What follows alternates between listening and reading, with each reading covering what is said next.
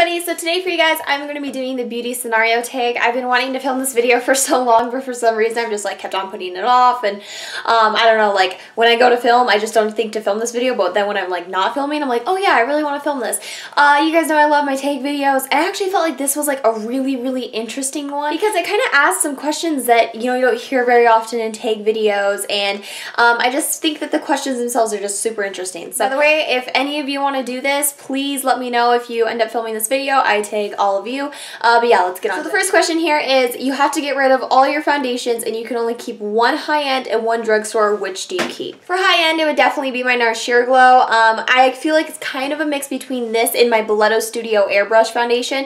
The thing with the Boleto Studio is that I don't know if I necessarily consider it like a high-end foundation because the foundations themselves aren't super pricey. It's the machine that costs you a lot of money. But just like your standard, typical high-end foundation, NARS Sheer Glow, this gives a beautiful coverage, a nice satiny finish. It's not too dewy, but it's not too matte, and it doesn't break me out, which is awesome. And then for drugstore, it would definitely be this L'Oreal True Match Mineral Makeup. I love this stuff. I mentioned this in my March Awesomes and Awfuls, and it's just been like an amazing product. It's sort of like a rediscovery. I've been using it now for a little over a month, or maybe, I guess it's been like a month and a half, almost 2 months. And I just feel like this is such an amazing mineral makeup because it gives you tons of coverage, which is awesome. And I find that the overall look of it, it does help to take away that shine, but it's not too matte looking. It definitely doesn't look like a super cakey, really heavy powder foundation, but it definitely has amazing coverage. So I love this foundation. I'd really recommend it. All right, moving on. The next question here is, you go for an interview and the lady interviewing you has lipstick on her teeth. Ugh.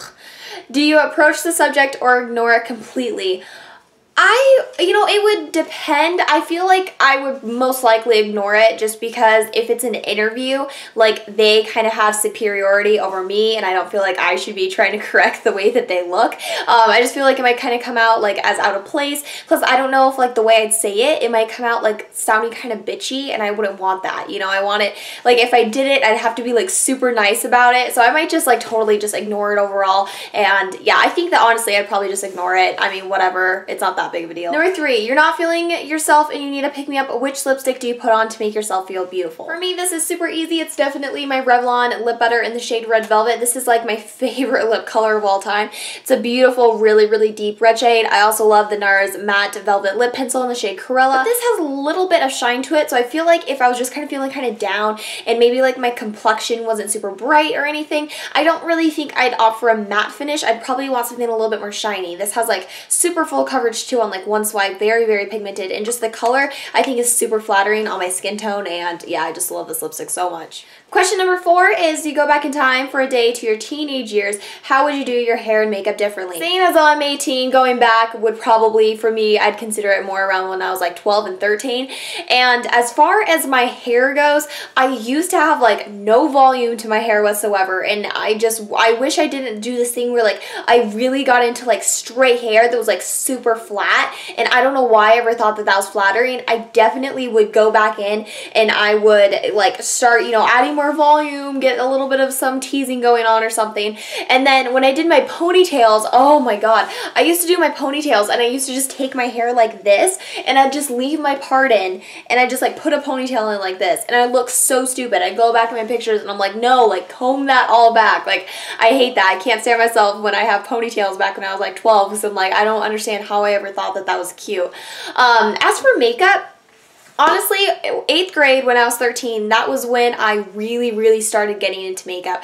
That was when like I started buying like my Coastal Scents palettes, I started watching YouTube, and I just really started getting into this whole obsession, and I started to hoard makeup the way that I do now. And so I was really into really bright colors. Like I said, I got those Coastal Scents palettes. I got the original one that had like the greens, the blues, the pinks, the purples, absolutely everything. And sorry I keep on looking out my window. There's like a squirrel and it's trying to get down this branch, and it just looks like it's having the hardest time, and I really want to help it, but it's really cute too. Anyway, so I would wear like green eyeshadow, blue eyeshadow. I'm wearing blue eyeshadow today, which is sort of different, but I used to wear that kind of stuff on a daily basis, and this is when I started, so I wasn't very good. So I'd probably go back, teach myself about transition colors, maybe get myself some nicer brushes, but it's kind of hard for me to judge myself too much back then because I was brand new to it all, and honestly, that's just a learning process you have to get over. But yeah, those those are probably things that I would go back to. Number 5, you ask your hairdresser for a shoulder length pixie lot haircut, but they hear you wrong and give you a pixie cut. Oh, Jesus. Do you A, smile, say thank you, leave, and call your mom hysterical? B, cry in the chair and let things get awkward? Or C, complain to the manager and demand a refund? Probably a mix, honestly, of everything. I would definitely be like in tears because, I mean, I did kind of cut my hair shorter, but like I would never go like pixie cut short. But it would depend too, because like I can think about myself like, what if I got it done and then I ended up loving it? That would be weird. I don't really imagine myself being that way, but like if it happened, then that would be awesome because that's something that I would never do. So if I did like really hate it, I probably would kind of sit there like, oh my God. But I don't really understand how like you would accidentally just get a pixie cut, because if anybody tried to take scissors, you know, that close to my hair and I saw them cutting off chunks, I'd be like, holy crap, no, like hang on there, woman, don't get too crazy. But yeah, I probably, overall though, I would be really mad about it if I hated it. I would demand a refund. I wouldn't be like super mean about it, but I would probably still be like, okay, well, this isn't what I asked for. I'm not gonna pay for this. That would just be a terrible situation overall. Number 6, your friend surprises you with a 4-day city break and you have 1 hour to pack. Which do-it-all palette do you bring in your makeup bag? For me, this is the tie between two because it depends on what I was going for. If I was planning on wearing kind of warmer looks, if this was like a trip, you know, towards the summertime, definitely the Lorac Pro palette. I'm sure many people have used this as an answer in this video. Mine kind of got destroyed because my nude shade shattered, so it looks kind of messy, but this has a nice variety of, you know, warm and cool tones, but overall you have shades like gold, light bronze, taupe, garnet, sable, espresso, all of which are pretty warm, so this is sort of like a go-to, a little bit more of like a warmer palette for me. But if I was planning on doing cooler tone shadows, definitely the Too Faced Boudoir Eyes palette. This is like one of my go-to eyeshadow palettes because I can hit, ooh gosh, as I almost ruined my Lorac Pro palette again. Are going back over here to your home so I don't drop you. But this is like an eyeshadow palette that I swear by if you like kind of those sexy bedroom, cooler tone eye looks, because I can get like so many looks just using this palette. You have a nice transition color here called Fuzzy Handcuffs, a matte called Garter Belt, which is a great matte gray to throw in the crease. You have Voulez-Vous, which is an awesome, it's not completely matte, but it's pretty much matte, so it looks just fine in the crease. It's just a nice sort of plummy shade. French Tickler, it's kind of a sparkly black, but it's one of those colors that, you know, if you tap it off, you can really get like a matte black out of it. So you have a nice variety of mattes for kind of those outer corner shades, but then you have just such beautiful shades. Lap Dance is this beautiful, really reflective kind of taupey purple. Sugar Walls, which is like a glittery, champagne-y rose kind of a shade.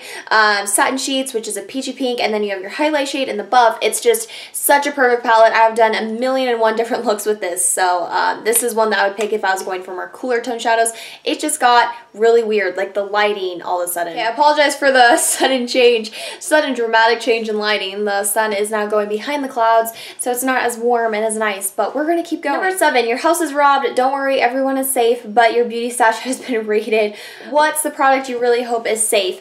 This is like honestly my worst nightmare. Like I have spent so many years and so much money into my makeup collection, and like if it was all just to go, oh, it would just be terrible. Or even if a lot of it was just to leave, hey, the sun's back out. I just feel like that would be an awful situation, like to anybody who really likes makeup and stuff, because it really is something that you collect over a lot of time and you start to grow like this weird attachment to it.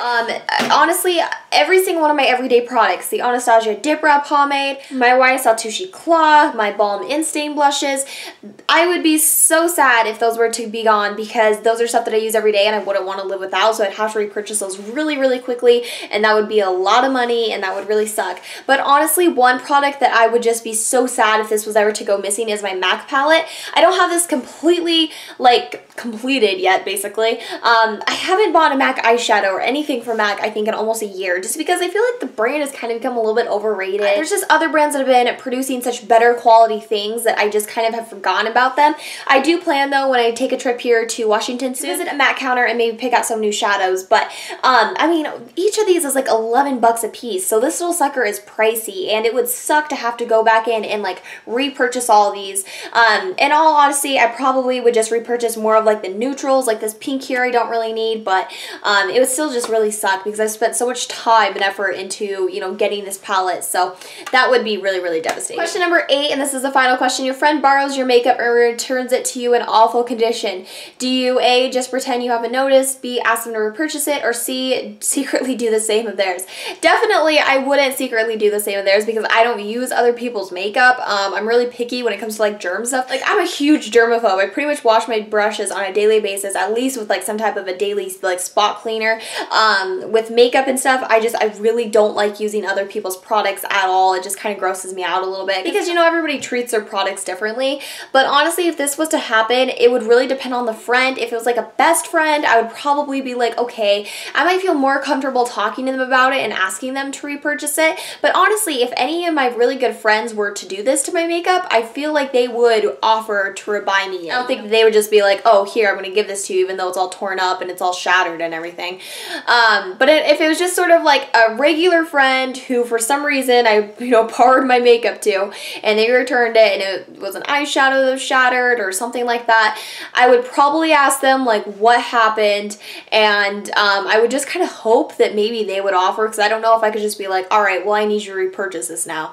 I don't think I have the guts to do that. So I would just like really, really cross my fingers that they would offer to repurchase it for me so I didn't have to ask. Alright, and that is it. I hope you guys enjoyed this video. Thank you all so much for watching. Let me know if, like I said, you are doing this tag. Definitely leave it as like a video response or just send me a message so that I can watch it. Anyways, I love you all and I'll talk to you guys later. Bye-bye.